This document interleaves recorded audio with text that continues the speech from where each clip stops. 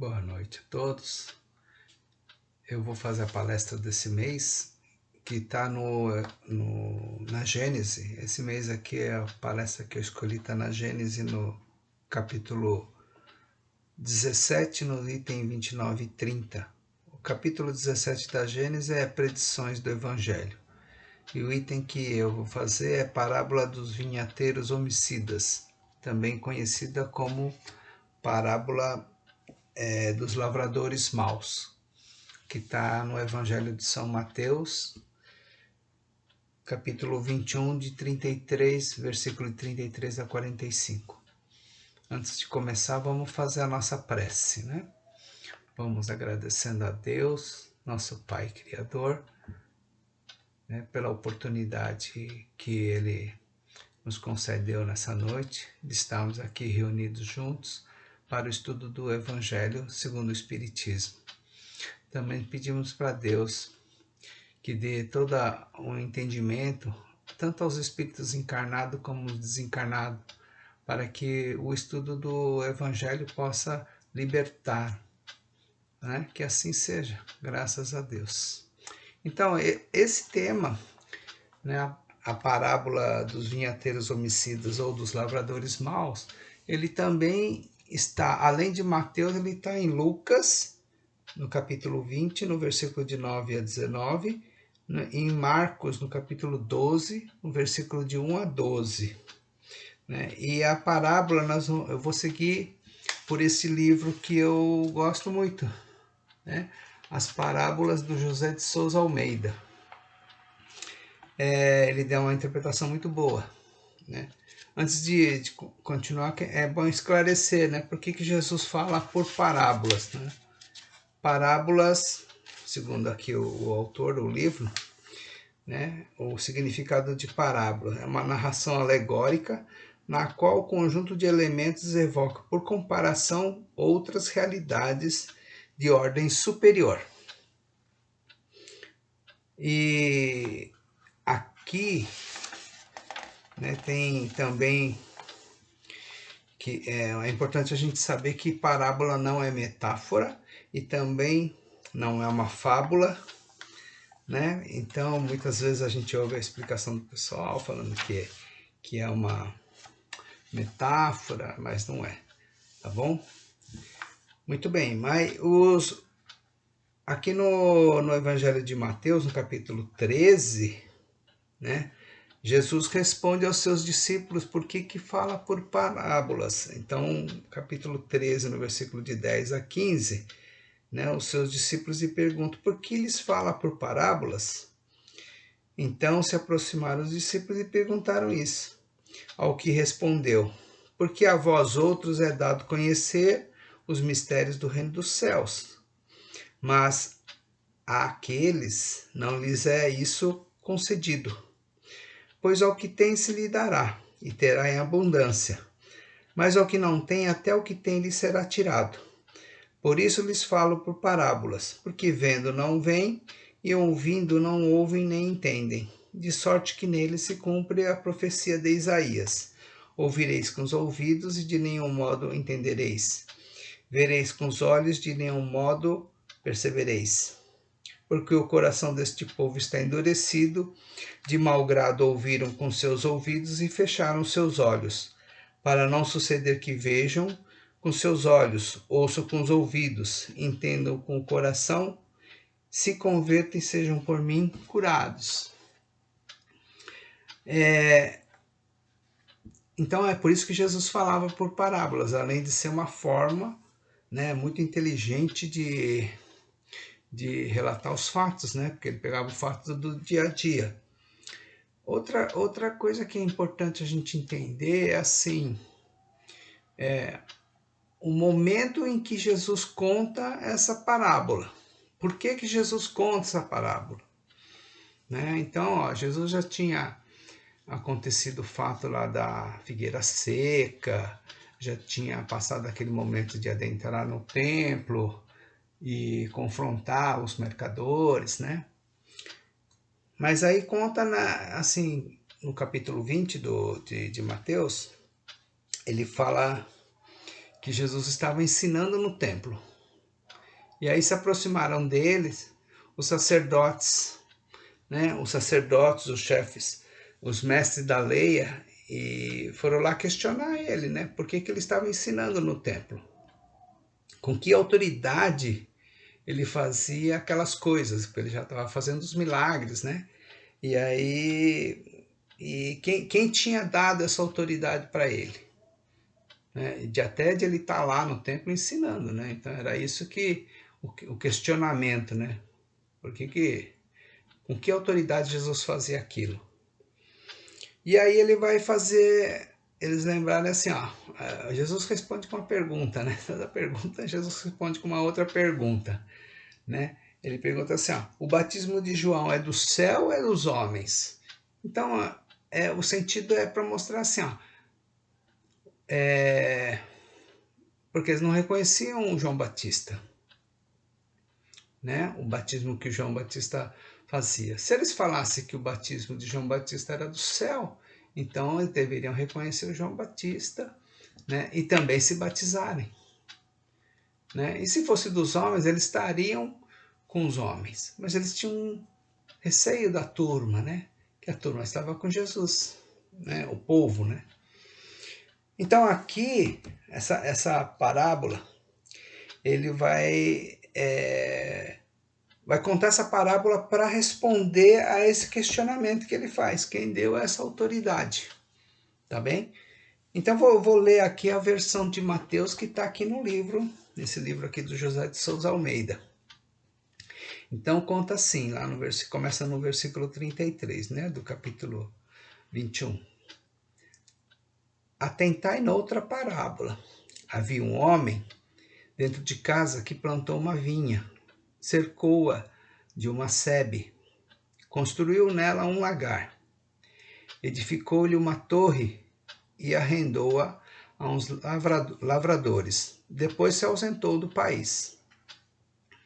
Ao tempo da colheita, enviou os seus servos aos lavradores para receber os frutos que lhe tocavam. E os lavradores, agarrando os servos, espancaram a um, mataram outro e a outro apedrejaram. Enviou ainda outros servos em maior número e trataram-nos da mesma sorte. E por último, enviou-lhes o seu próprio filho, dizendo: a meu filho respeitarão. Mas os lavradores, vendo o filho, disseram entre si: este é o herdeiro. Ora, vamos, matemo-lo e apoderemo-nos da sua herança. E agarrando-o, lançaram-no fora da vinha e o mataram. Aí Jesus pergunta, né? Então está perguntando agora para os sacerdotes, para os escribas, né? Para os fariseus. Quando, pois, vier o Senhor da vinha, que fará aqueles lavradores? Aí responderam: fará perecer horrivelmente a esses malvados e arrendará a vinha a outros lavradores, que lhe remetam os frutos nos seus devidos tempos. Até aqui é o que está aqui no livro da Gênesis, tá? Continuando aqui, ele fala assim, ó, perguntou-lhe Jesus: nunca leste nas Escrituras a pedra que os construtores rejeitaram? Essa veio a ser a principal pedra, pedra angular. Isto procede do Senhor e é maravilhoso aos nossos olhos. Portanto, vos digo que o reino de Deus vos será tirado e será entregue a um povo que lhe produza os respectivos frutos. Tudo que cair sobre esta pedra ficará em pedaços, e aquele que sobre quem ela cair ficará reduzido a pó. Os principais sacerdotes e os fariseus, ouvindo essa parábola, entenderam que era a respeito deles que Jesus falava. Quando a gente estuda o livro da Gênesis, lá nas predições, ele já começa com esse versículo 42, ele vai até o 45, né? Lá no item do livro da Gênesis, né? Então, aqui no livro da Gênesis, é interessante que por que é que tem essa parábola lá, porque vai falar dessa pedra angular. A introdução no livro da Gênesis, ele está falando da pedra angular. É essa pedra angular que está no final dessa parábola aí. O que isso tem a ver com predição, né? Então, a gente às vezes lê, mas estuda e não compreende, né? O Evangelho de Mateus, Mateus é um dos discípulos, né, que seguia Jesus e é evangelista. Então ele está contando aqui aquilo que ele viveu com Jesus. E esse aqui é o Evangelho então sinótico, né? Porque está em Mateus e está em Marcos também. E os três contam a parábola de forma muito semelhante. Mas é importante a gente perceber assim. Então, que Mateus registrou aquilo que Jesus está falando para os sacerdotes, né? Para os escribas, para os fariseus, que vieram questionar ele.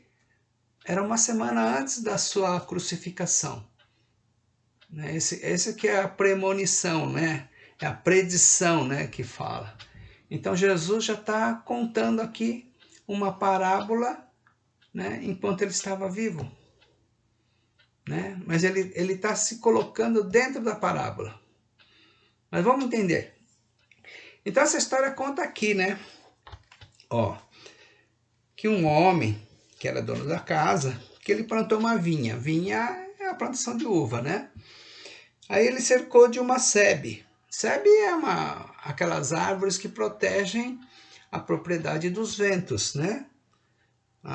Faz o limite da propriedade, a proteção dos ventos, geralmente. Construiu nela um lagar.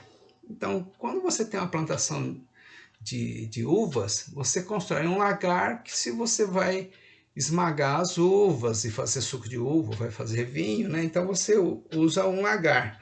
O lagar é aquela que tem a pedra de mó, né? Aquela pedra que mói. Então, quem tem plantação de olivais, né? Oliveiras, né? Vai tirar o azeite no lagar também. Então, tanto a plantação de uva como a plantação de azeitona, né? de oliva, então se tem um lagar. O lagar, então, é um lugar de processamento dos frutos maduros. Edificou-lhe uma torre. Né? Uma torre, que é? A torre para poder vigiar. Né? Geralmente nas torres, nas fazendas, é para colocar água, né? ou coloca aquela roda de vento. Né? Mas essa torre aqui é o sentido da vigília, né? Para poder vigiar. E arrendou-a a uns lavradores, depois se ausentou do país.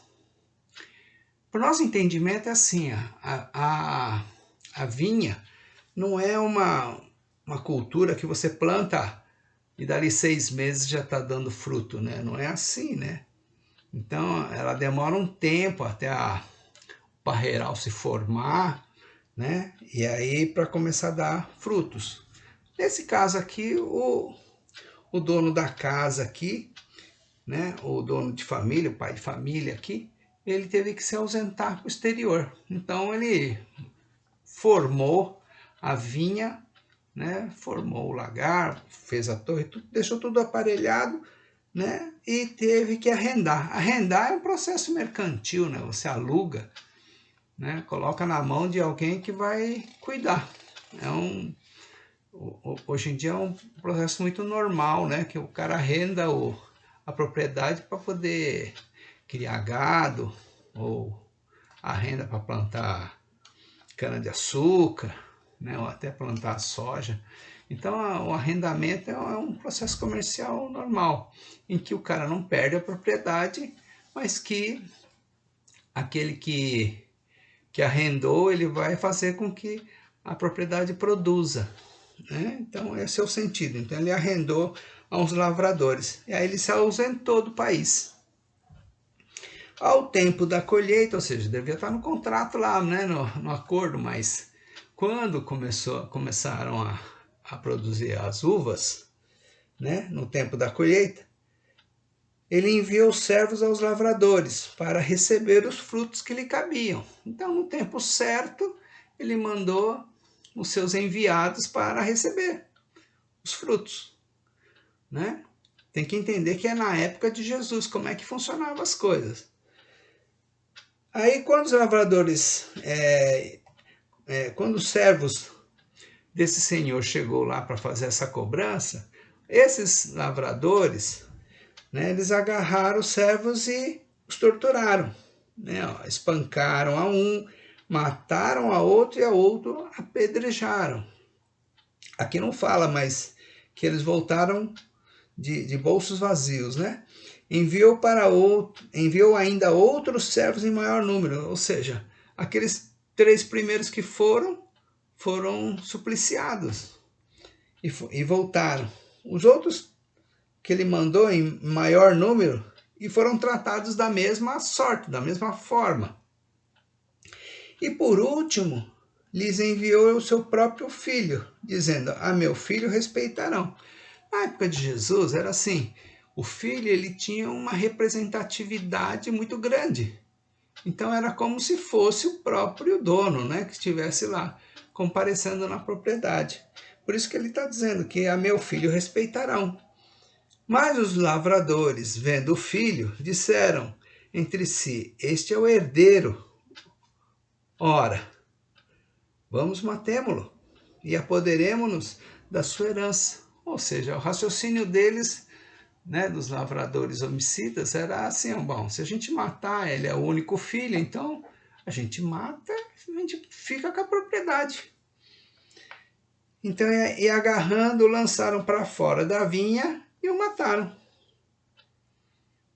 Então você vê, Jesus está contando isso, né, aos chefes, os sacerdotes, aos mestres, né, do judaísmo, das leis, né, para entender assim, com qual autoridade que ele estava fazendo aquilo, de ensinar dentro do templo, né, ou de curar, ou de batizar, né, ou de batizar não, de curar os enfermos, né, promover os ditos milagres, né. Então, aí ele pergunta, contando essa parábola, ele está perguntando: quando, pois, vier o senhor da vinha, que fará aqueles lavradores? Aí eles responderam: fará perecer horrivelmente a esses malvados, e arrendará a vinha a outros lavradores que lhe remetam os frutos dos seus devidos tempos, nos seus devidos tempos. Então aqui os próprios fariseus, escribas, né, estão dizendo que fariam isso, né, que eles mereciam, né? Então aqui é importante a gente entender, porque assim a parábola, né, como eu li aqui no comecinho para vocês, então ela tem o sentido, é uma narração alegórica na qual o conjunto de elementos evoca, por comparação, outras realidades de ordem superior. Que ordens superiores são essas? Então, assim, cada elemento da parábola, ela tem um significado. Então, na própria Gênese, ele já tem, o Kardec já colocou a explicação, né? Que é assim, o dono da vinha, quem é? É Deus. A vinha significa aqui a lei que ele estabeleceu. Então, nós estudamos a doutrina espírita lá, nós temos as leis naturais, né? As 10 leis naturais, as leis de Deus, né? E significa também, a vinha significa também a religião, porque esta é a maneira mais eficaz de se aproximar de Deus, através da religião, né? Mas não a religião de fachada, de dogma, de ritualismo, apegada à letra que sufoca, afasta do espírito que vivifica.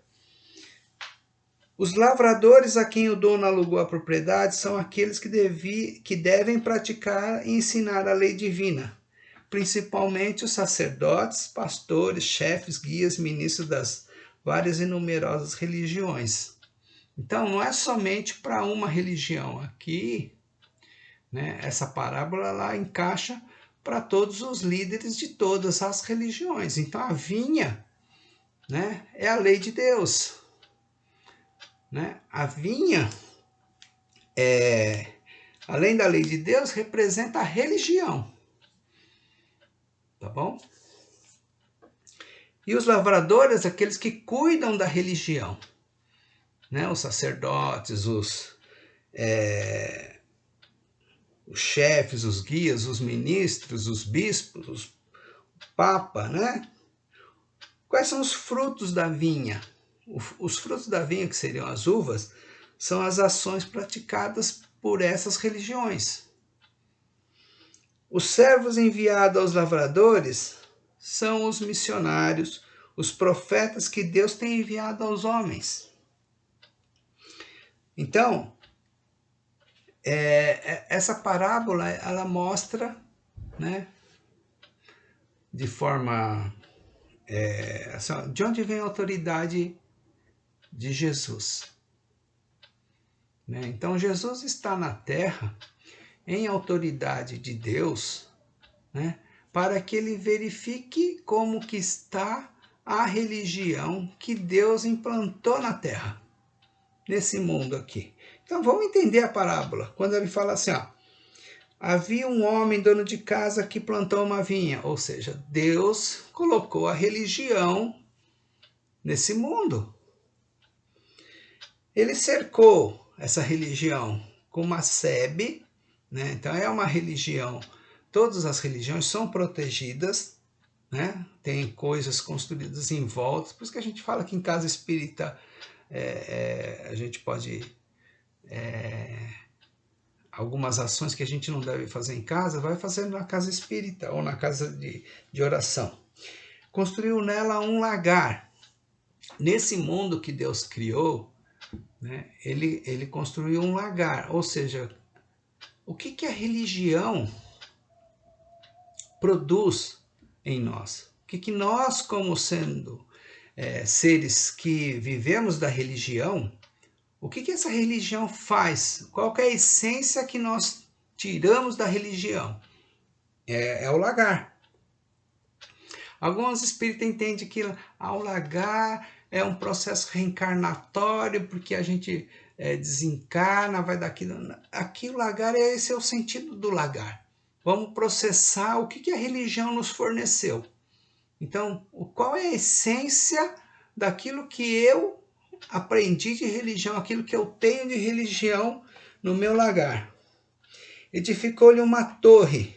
Então, a doutrina espírita sempre fala assim, ó, orai e vigiai. Então, a torre é o sentido da vigilância, né? Vigilância sempre, porque apesar de a gente estar num ambiente protegido, né, nós temos que estar atento, vigilante, né? Orando e vigiando, né? E arrendou a uns lavradores. Então, quem são esses lavradores? São esses religiosos. As pessoas responsáveis pelas religiões. Aí no tempo, né, desde a criação desse mundo aqui, né, Deus permanentemente manda os seus emissários, seus ministros, seus servos, né, os seus profetas, para verificar assim, ó, como é que está indo a religião. A religião que eu implantei aos homens da terra, como é que eles estão absorvendo, como é que eles estão processando essa religião. Então aqui o que está mostrando? Que a religião lá, no caso dos sacerdotes, que é o judaísmo lá, né? Eles estavam muito exacerbados, né? Muito soberbos, praticando muito a questão do dogmatismo, muito ritualismo, né? Então, muito apegado à letra. E até hoje a gente vê isso, religiões que são muito apegadas a letras.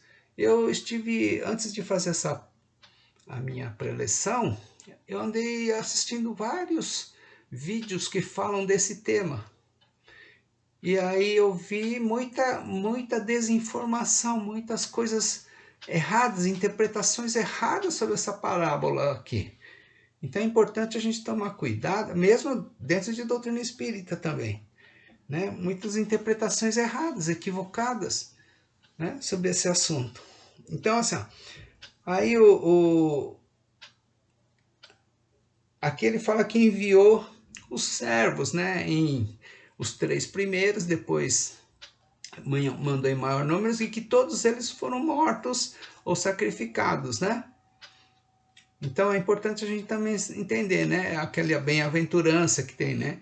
Que Jesus fala da bem-aventurados, né? Aqueles que têm fome e morrem em favor da justiça, né? São esses profetas, né? E aí, por último, enviou o próprio Filho. Então aqui, ó, é o próprio Jesus dizendo, né? Para que veio? Enviado de Deus, o seu próprio Filho, né? E aí que os lavradores, aqui no caso a religião judaica, né, muito exacerbada no orgulho da própria religião construída, né? Então o que eles fizeram? Planejaram e mataram Jesus, não é? E aí fala que agarrando, lançaram fora da vinha e mataram. A pergunta que Jesus faz a eles, né, aos sacerdotes, aos escribas e aos fariseus: quando, pois, vier o Senhor da vinha, que fará aqueles lavradores?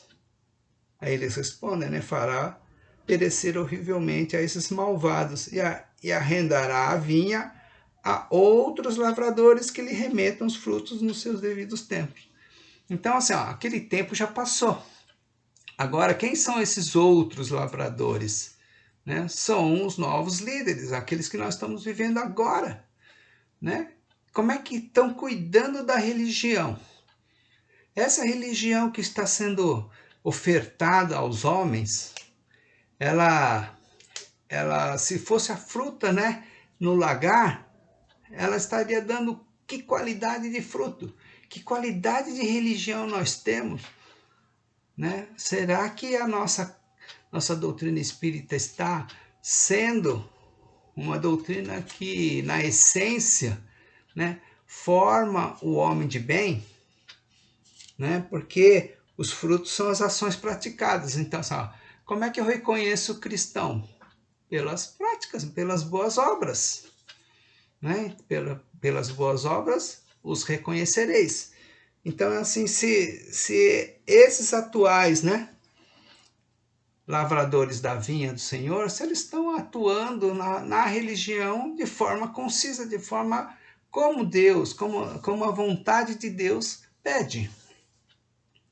E aí na introdução lá da Gênesis, então, né, que ele vai falar da predição sobre a pedra angular, porque então mataram Jesus. Aí ele fala: nunca leste nas escrituras que a pedra que os construtores rejeitaram, essa veio a ser a principal pedra angular. Isso procede do Senhor e é maravilhoso aos vossos olhos, aos nossos olhos. Né? Então, assim, ó, a religião judaica não reconheceu Jesus como sendo, né, o profeta maior, o mestre, não é? O salvador. Então eles deixaram, eles rejeitaram. E é isso que ele está dizendo aqui, ó. Né? Essa pedra que os construtores rejeitaram, essa veio a ser a principal pedra angular. A pedra angular nada mais é do que aquela pedra que fica na esquina entre um muro, numa obra, numa construção, numa estrutura. Você precisa ter uma pedra angular. A pedra angular é aquela que dá o suporte, né, para que a parede não caia. Né? Portanto, eu vos digo que o reino de Deus vos será tirado e será entregue a um povo que lhe produz os respectivos frutos. Essa parábola aqui está classificada dentro das parábolas que interpretam o reino de Deus. Tudo que cair sobre esta pedra ficará em pedaços, e aquele sobre quem ela cair ficará reduzido a pó. Os principais sacerdotes, os fariseus, ouvindo essas parábolas, entenderam que era a respeito deles que Jesus falava. Então você vê, né? Então Jesus conta essa parábola para fazer cair a ficha. Mas a ficha não caiu direito, né? Porque eles continuaram ainda no seu orgulho, né? Que depois de uma semana levou à morte de Jesus, né? Mas é uma parábola que faz para os dias atuais uma reflexão. Como é que está a religião, né? Daquilo que a gente está estudando, daquilo que nós estamos frequentando, né? Se ela está produzindo bons frutos em nós, se essa religiosidade que nós vivemos, ela está gerando bons frutos, né? É essa reflexão que devemos fazer, tá bem? Mas eu achei muito importante, porque é a única parábola que tem na Gênesis. E aí eu resolvi que eu vou fazer parábolas, né? Então acho que ajuda na reflexão, tá bom? Vamos fazer as nossas vibrações aqui para fazer a parte do encerramento, né? Vamos nos tranquilizando, agradecendo sempre a oportunidade que temos de fazer a palestra. Vamos rogar que os amigos da espiritualidade amiga colaborem conosco nas vibrações que vamos fazer nesse momento. Vamos vibrar harmonia e paz para toda a humanidade. Vamos vibrar serenidade na implantação do Evangelho nos lares, a esperança para os corações que se encontram em aflições. Vamos vibrar saúde para todos aqueles que estão enfermos do corpo e da alma, aqueles que estão também aflitos pela pandemia. Vamos pedir uma vibração de perdão e concórdia para os espíritos endurecidos. E vamos fazendo assim, agradecendo a espiritualidade amiga, a oportunidade que nos dá de fazer as vibrações. Vamos pedir também para que nos conceda a oportunidade de fazermos a nossa prece de encerramento. Deus Todo-Poderoso, de infinita misericórdia, nós lhe agradecemos pela oportunidade da divulgação do Evangelho de Jesus, de nos fazer sentir fortalecidos na prática do bem, pela paz e o amor que nos envolvem, agora e sempre. Abençoe os nossos passos, que assim seja. Graças a Deus. Boa noite a todos.